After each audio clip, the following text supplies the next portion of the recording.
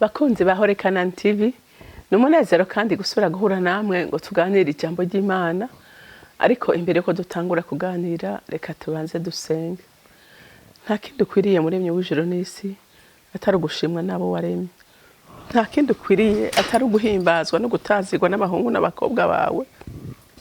Kubera mwami urukundo rutangaje wadukunze. Data wera waduhaye umwana wawe, umwe w'ikinege wari ufise mu ijuru, waze kudukiza kandi atwereka inzira ituganisha kuri wewe. Rero uyu munsi utamwizeye nukuri nta mahirwe kuzokubona afise, ari naco gituma nsenga saba ngo mpwemu w'Imana akomeze kwigaragariza abantu benshi, bahishurirwe urukundo rw'Imana muri Kristo Yesu, kuko atari washoboye kubahishurira ntavyo shoboka. Ndasenze rero mukunzi ngo wiheshe icubahiro ku bahungu n'abakobwa bawe batarakumenya, bazimiriye muri umwiza w'incura burindi. Ndagushimiye kandi ndagukunda, ndakwizeye kandi ndakwizigiye kuri ko gikorwa. Icubahiro cyose kibi cawe mu izina rya Kristo Yesu senze nizeye kuvyumvise. Amen, amen. Rero ijambo Imana impaye kuganira namwe ni ijambo rivuga ngo ntushobora kuvuga ngo uzi Imana, ukunda Imana, uhakana Kristo. Ntushobora kuvuga ngo urazi Imana hanyuma ugahakana uyo yatumye. Ntibibaho bantu b'Imana. Nukuri Imana yo mwijuru ikugiriye neza, Imana yo mwijuru ingirire neza, wisengere usaba Imana kugira ngo ikwihishurire, usabe Kristo akwihishurire. Uti naho urumva kuko urabona hako hariho inyigisho zitandukanye, hari amadini atandukanye. Rero biradusaba ngo ico kintu bavuga basi wewe wisabira Imana uvuga uti ni waburiho Yesu mwami nyihishurira unyiyereke, nyihishuri ugira inyota ugira inzara basi yukumenya ko ivyo bintu ari ukuri.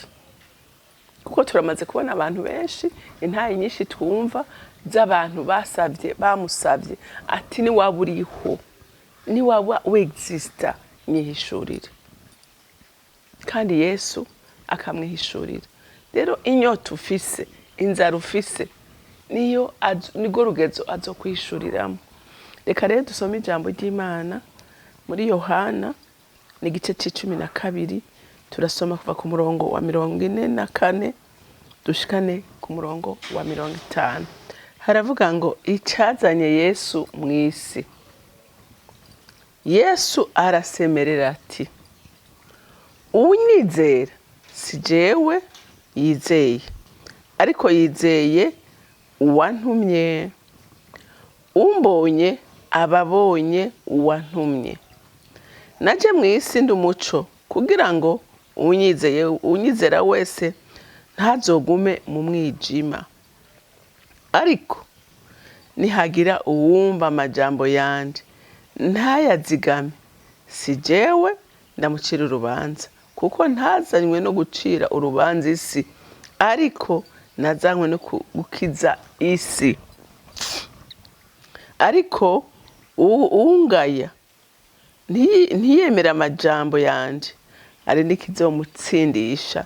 Ijambo navuze niryo rizomutsindisha ku munsi w'umuhero. Kuko ibyo ntabivuze ndavyigeneye, ariko Data yantumye niwe yabigeze. Ibyo nkwiye kuvuga n'ibyo nkwiye kumenyesha, kandi ndazi yuko ibyo yageze ari ubugingo budashira. Nuko ibyo mvuga ndabivuga nk'uko Data yambariye. Amen. Murumva Yesu ariko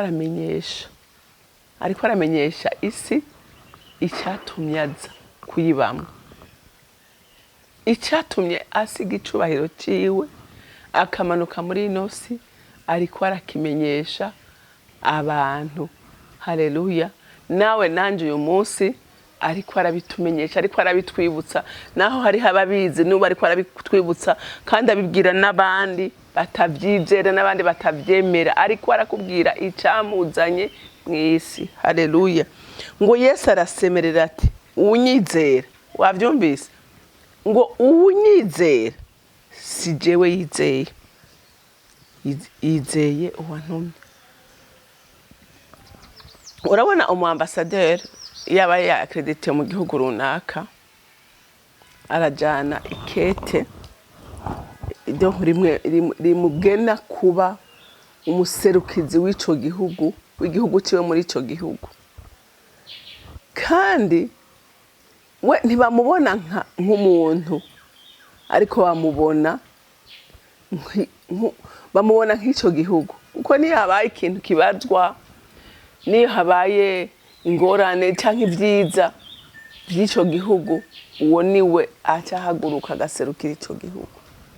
Rero na Kristo niwe yaje mw'isi, aje guserukira data wa twese, umuremyi w'ijuru n'isi, aza kumurepresenta ngaha mw'isi. Haleluya, haleluya. Aza kugira iki? Aza kumurepresenta ngaha mw'isi. Rero aravuga ati ntimuhave mundaba jewe ngo murabe, ariko nimwumve ko ivyo ndiko ndababarira, si jewe ndiko ndavyigenera. Ubigeze kugira ngo nze kubibabwira n'umuremyi w'ijuru n'isi, ari we data wa twese. Haleluya. Ibi ndiko ndababarira nivyo yantumye. Ati rero umuntu atanyizera, atanyizera kandi atizera nivyo ndiko ndavuga, si jewe agararije. Haleluya. Ati si jewe agararije wantumye. Kuko Yesu ntiyaje kwiserukira ngaha mw'isi, Yesu yaje guserukira Imana. Rero uyu munsi biragoye ingene wewe uvuga ngo ukunda Imana, ukavuga ngo uri umwana w'Imana, hama kandi ukanka ivy'Imana yavuze n'ivyo yagenye. Murumva ko harimwo contradiction.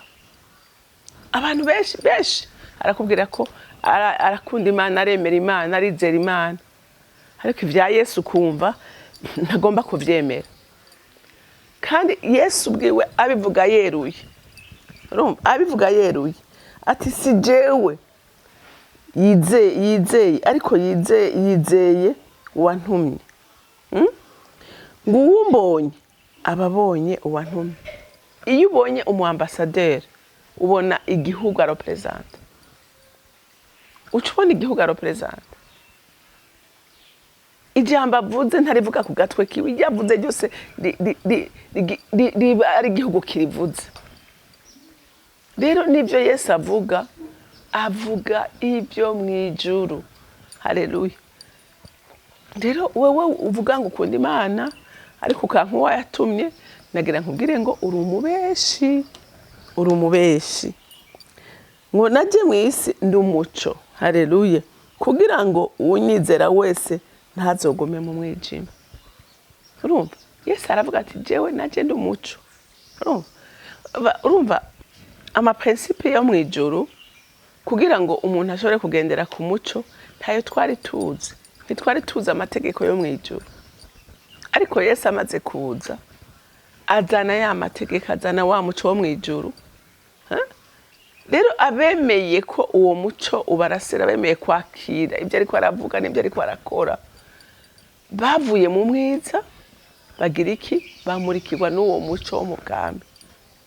Rero urumva ariko aravuga ati jewe naje ndi umuco, naje ndabereka ico Imana ivuga n'ikigomba kuri wewe, kugira ngo ushobore kubaho ubuzima bumeze neza, ushobore guhimbara Imana, ushobore kuzoragwa ijuru. Hariho ivyo utegerezwa gukora. Ivyo ntitwari tubizi, ariko Yesu amaze kuza abantu barabimenya. Hari naco gituma iki gitabo cyanditswe kugira ngo nawe nanje uyu munsi gikomeze kutumurikira. Haleluya. Tumurikirwa n'iri jambo rya Kristo. Haleluya. Ngo ariko nihagira uwumva amajambo yanje ntayazigame, sijende mucira urubanza, kuko ntazanywe no gucira urubanza isi, ariko nazanywe no gukiza isi. Murumva Yesu ntiyaje gucira urubanza abantu. Yesu nta muntu n'umwe yatumye urutoke. Reka Yesu ahubwo yarabamurikira akabereka intege nke kandi mu bugwaneza. Yesu akabaha inkomezi, Yesu akafasha abantu kugira ngo bashobore kwimenya no kwitahura. Haleluya. Hama bamenye n'icyo Imana bagombako. Yesu ntiyaje gucira urubanza umuntu n'umwe. Haleluya. ariko yaje kugira ngo isi ibone iki, ibone amahoro. Abari mu isi babone ubwiza, babone ubwenge, bagirirwe neza, babone gutabagwa. Amen. Ariko ngo sinaje gucira urubanza isi, naje kugira ngo isi kire, abari mu isi bakire, abari mu isi batabagwa. Ngo ariko uwungaya ntiyizera amajambo yanje, ari nikizomutsindisha. Ijambo navuze niryo rizomutsindisha ku munsi w'umuhero. Yesu uyu mwanya yaje nk'umuserukizi w'Imana mu isi. Yesu yaje nk'umuserukizi, azana urukundo, azana amahoro. Urumva, ntiyaje gucira urubanza umuntu n'umwe, ariko uwutizeye ibyo yavuze n'ibyo yashinze. Kandi nabyo avuga ati biranditswe, biri hano, ibi nibyo bizomutsindisha imbere y'Imana, kuko ntacyo uzokwireguza. Bantu b'Imana, ubutumwa buravugwa ahantu hose, buravugwa ahantu hose, nta kintu na kimwe uzokwireguza, kuko imbere y'urubanza noneho nta n'amajambo menshi uzokwiranja, kuko uzobona inzira waciyemo ko atariyo. Haleluya. Ngo kuko ibyo ndabivuze ntabivuze ndabyigene, ariko data yantumye niwe yangeze ibyo nkwiye kuvuga, nibyo nkwiye kumenyesha. Urumva, Imana iravuga neza ati jewe ibyo mvuga byose nta kintu na kimwe nigenera, nta kintu na kimwe nigenera. Ibyo mvuga byose nibyo data aba yantumye kubabwira. Kandi murazi ko Yesu yirirwa yigisha la journée, ariko ku mugoroba akaja gutanga raporo kwase ati umunsi wagenze uku nuko nuko, ejo nawe papa nzokora iki. Sakamubwira detail kuri detail yigikurikira. Nta kintu na kimwe Yesu yigeze yigenera. Ibyo yavuga byose yaba yabitumwe na se. Haleluya. Ngo kandi ngo ndazi yuko ibyo yageze ari ubugingo budashira, nuko ibyo mvuga ndabivuga kuko data yantumye. Urumva, data yaduhaye ubugingo. Iri jambo bantu b'Imana n'ubugingo budashira, iri jambo n'ubugingo budashira.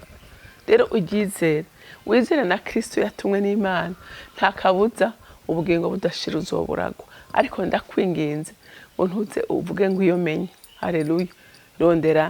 Rondera na Imana umwete, izokwiyereka, kandi umugabane wawe niwo kuzoragwa ubwami bwo mu ijuru.